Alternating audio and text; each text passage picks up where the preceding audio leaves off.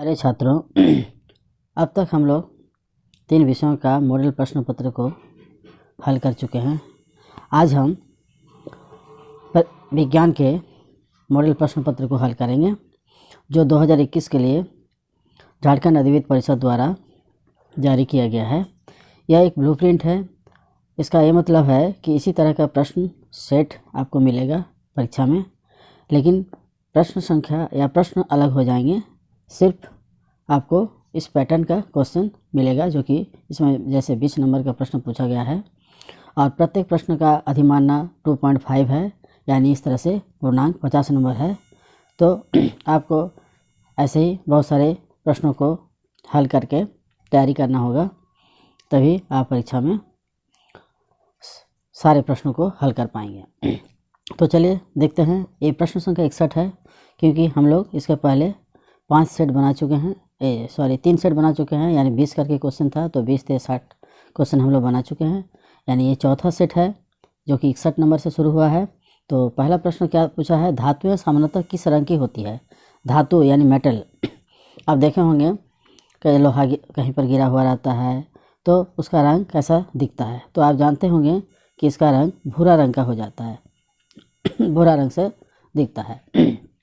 इस तरह से हम लोग धातु के रंग को पहचानते हैं, क्योंकि एक्चुअली धातु में जंग भी लग जाता है, जिसके कारण इसका रंग भूरा हो जाता है। 62 नंबर प्रश्न क्या है, धातुएं उष्मा की डैश होती हैं? धातुएं उष्मा की सुचालक होती है। सुचालक का मतलब होता है जिससे होकर उष्मा बहुत ही अच्छी तरह से प्रवाहित हो सकता है, उसे हम सुचालक कहते हैं। इसका यह मतलब होता है कि धातु के एक छोर पर अगर हम आग से उष्मा देते रहेंगे तो क्या पता चलेगा कि दूसरा छोर पर भी आपको उष्मा का अनुभव होगा, यानी धातु गर्म हो जाएगा। तो इस तरह से हम बोल सकते हैं कि धातुएं उष्मा की सुचालक होती है। जैसे हम लोग चाय बनाते हैं एल्युमिनियम के बर्तन में या लोहा के बर्तन में, तो हम लोग देखते हैं कि उसका जो हैंडल है वो भी गर्म हो जाता है। तो इसका मतलब क्या हुआ कि धातुएं उष्मा की सुचालक होती है। अब हम तीसरा प्रश्न देखते हैं, यानी 63 नंबर प्रश्न को देखते हैं। सूक्ष्म जीव कहाँ कहाँ पाए जाते हैं? सूक्ष्म जीव मतलब माइक्रो ऑर्गेनिज्म वायु में भी पाए जाते हैं, पानी में भी पाए जाते हैं, जीवित वस्तुओं में। इसका मतलब इसको हम लोग बोल सकते हैं उपरयुक्त सभी जगहों पर पाए जाते हैं। अब 64 नंबर यानी 64 नंबर में क्या है, कौन सा जीवाणु दूध को दही में बदल देता है? तो आप इसका नाम सुने होंगे, लैक्टोबैसिलस जो होता है, ये क्या करता है, दूध को दही में बदल देता है। ये लैक्टोबैसिलस कहाँ पाई जाती है हमारे शरीर में? जनरली आहार नाली में पाई जाती है और स्त्रियों के यौन अंग में भी पाई जाती है। तो ये इसका आकार कैसा होता है? इसका आकार एक रॉड जैसा होता है।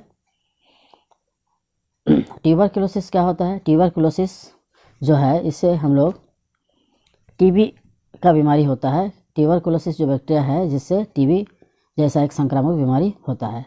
टीबी से क्या होता है, फेफड़ा में बीमारी हो जाता है। फेफड़े के अलावा हमारे ब्रेन, यूटेरस, मुंह, लीवर, किडनी, गले आदि में भी टीबी हो सकती है। तो ये ट्यूबरकुलोसिस बैक्टीरिया से होती है। प्रोटोजोआ क्या है? प्रोटोजोआ एक कोशिक प्राणी होता है।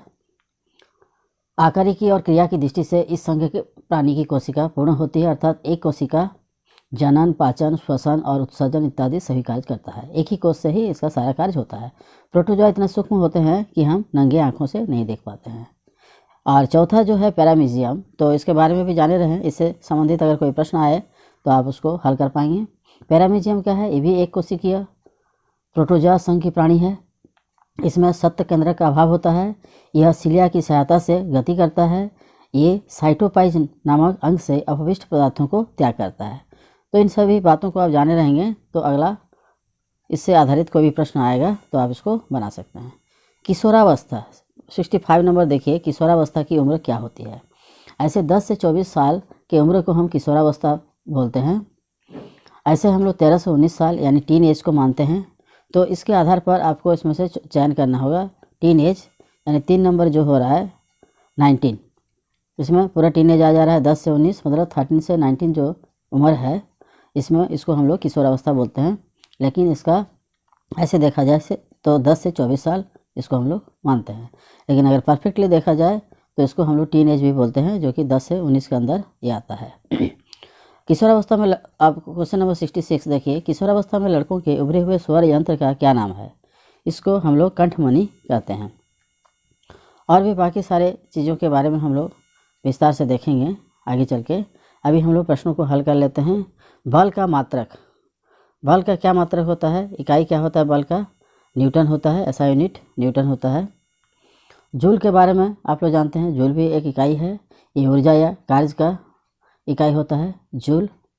उसके अलावा वाट जो है ये शक्ति का इकाई को हम लोग मापते हैं वाट से। इस तरह से हम लोग इन सबों के बारे में जान सकते हैं। पास्कल क्या है? पास्कल होता है दाब का इकाई को हम लोग पास्कल बोलते हैं। तो इस तरह से आप इन सभी पदों के बारे में जानकारी ले सकते हैं।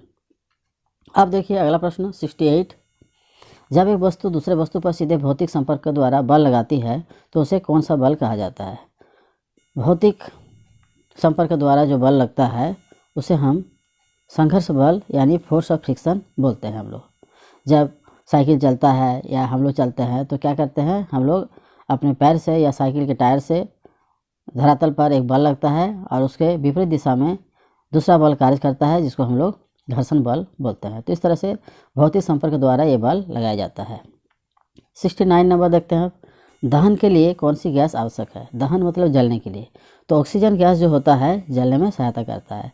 कार्बन डाइऑक्साइड गैस से आग बुझ जाता है, इसलिए दहन के लिए ऑक्सीजन सबसे उपयुक्त गैस है। अब 70 नंबर देखते हैं, एलपीजी का पूरा नाम क्या है? एलपीजी होता है लिक्विफाइड पेट्रोलियम गैस। ये होगा सही विकल्प, लिक्विफाइड पेट्रोलियम गैस। अगला हम देखते हैं 71 नंबर, जो जंतु अपने जैसे शिशु को जन्म देता है तो उसको हम क्या बोलते हैं? इसको हम अंडा से जो प्राप्त होता है उसको अंड प्रजक कहेंगे। तो ये क्या होना चाहिए? ये हमारा शिशु प्रजक होना चाहिए। जैसे शिशु को जो जन्म देता है उसको हम शिशु प्रजक कहेंगे। अब देखिए अगला प्रश्न, हाइड्रा का अलैंगिक जनन क्या कहलाता है?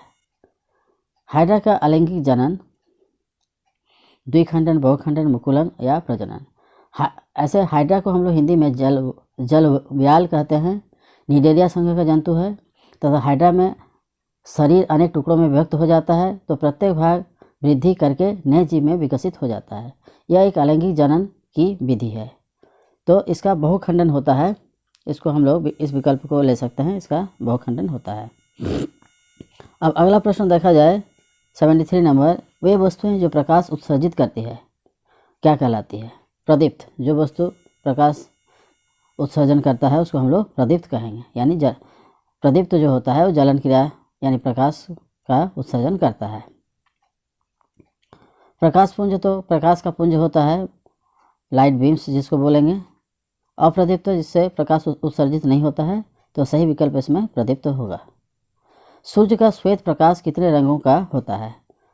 74 नंबर है, तो सूर्य का श्वेत प्रकाश 7 रंगों का होता है। जैसे हम लोग विबजियोर बोलते हैं, VIBGYOR, इसमें 7 रंग होता है, violet, indigo, blue, green, yellow, orange और रेड। इस तरह से 7 रंग होता है। भेनिया सहकाला करके हिंदी में आता है एक शब्द, जिससे हमें 7 रंगों के बारे में पता लगता है। अब 75 नंबर प्रश्न देखते हैं, झारखंड की प्रमुख आपदा इनमें से क्या है? झारखंड में तो बाढ़ नहीं आता है, तो ये प्रमुख आपदा हम लोग नहीं मान सकते हैं। तो किसको मानेंगे? भूकंप भी ज़्यादा नहीं होता है, ज्वालामुखी भी नहीं होता है, लेकिन तड़ित यानी ठनका जो गिरता है झारखंड में ज़्यादातर तौर पर तड़ित ही होता है, बिजली गिरता है। तो ये सबसे सही विकल्प होगा। अब देखिए वायुमंडल में किस गैस की मात्रा सबसे अधिक होती है? नाइट्रोजन हम लोग जानते हैं वायुमंडल में 78% होता है, ऑक्सीजन 21% होता है। तो ये दोनों जोड़ लेने से कितना हो रहा है? 99% हो गया, और 1% बाकी गैस होता है, कार्बन डाइऑक्साइड, धूलकण, आर्गन मोनोक्साइड, कार्बन मोनोक्साइड, ये सब मिलकर 1% होता है।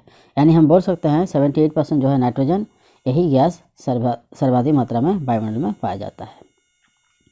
अगला प्रश्न है 78 में, हमें स्वच्छ श्वसन के लिए किस गैस की आवश्यकता होती है? श्वसन के लिए हम लोग ऑक्सीजन गैस लेते हैं और कार्बन डाइऑक्साइड छोड़ते हैं, तो ये हमारा श्वसन क्रिया में सहायक होता है ऑक्सीजन गैस। अब हम आगे देखते हैं रबी फसल। रबी फसल का उदाहरण क्या हो सकता है? रबी फसल में आता है गेहूँ, रबी फसल में गेहूँ आता है, क्या और क्या क्या आता है? जौ आता है, जई आता है, तोरिया, राई, सरसों, पीली सरसों, अलसी, कुसुम, रबी मक्का, शिशु मक्का यानी बेबी कॉर्न, चना, मटर, मसूर, रबी राजमा, बरसीम, मशरूम की खेती, आलू की खेती, ये सारे रबी फसल में आता है। तो इन सारे नामों में से एक नाम हमें मिला गेहूँ।